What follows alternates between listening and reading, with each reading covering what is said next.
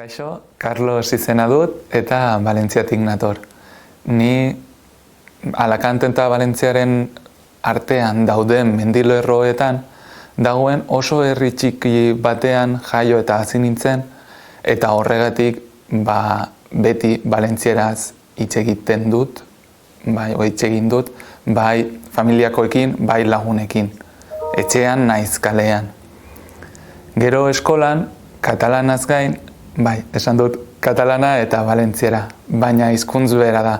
Katalunian, Valentziar herrian eta Balears uharteetan hitz egiten den hizkuntza, katalana esaten da eta hizkuntza bera da, naiz eta Valentziar herrian guk valentziera esaten diogu.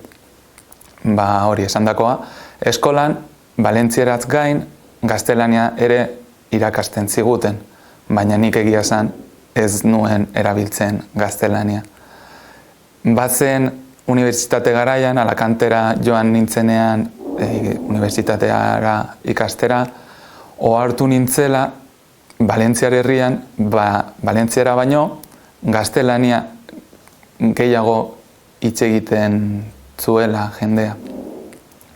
Baina egia esan nik gero unibertsitatean filologia katalana ikasteari esker, ezagutu nituen zer diren hizkuntz gutxituak, eta batez ere hizkuntz gutxituak errespetatzen eta maitatzen ikasi nituen ere bai. Gero, euskaldun batekin harremana hasi nintzen ostean, ona hemen Euskal Herrira bizitzera etortzea erabaki genuen, eta momentu hartan zen euskara ikasten hastea erabaki nuen.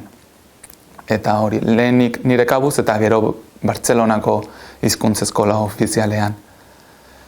Gaur egun irakasle gisa lan egiten dut, hemen Euskal Herriko Unibertsitatean, eta etorri nintzenean bazen gauza bat harritu edo harritzen ninduena, eta zen valentziari edo katalanari gertatzen zaion gauza bera, euskarari ere gertatzen zaiola hartzea.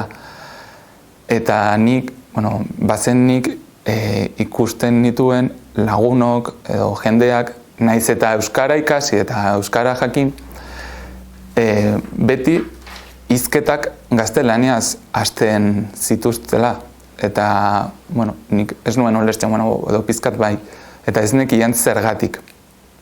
Agian besteak euskera ulertzen ez duelakoan, baina noski besteak euskara ulertzen ez duelakoan beti gaztelaniaz hitz egiten badiogu, besteak inoiz ez euskara ikasiko du.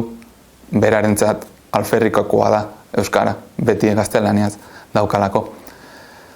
Orduan, bukatzeko nik uste dut edo nik esango nuke euskaraz hitz egin beharko dugula edonon edo noiz, eta edonorekin, naiz eta barra-barraren edo euskaraldiaren pegatinak ez ikusi.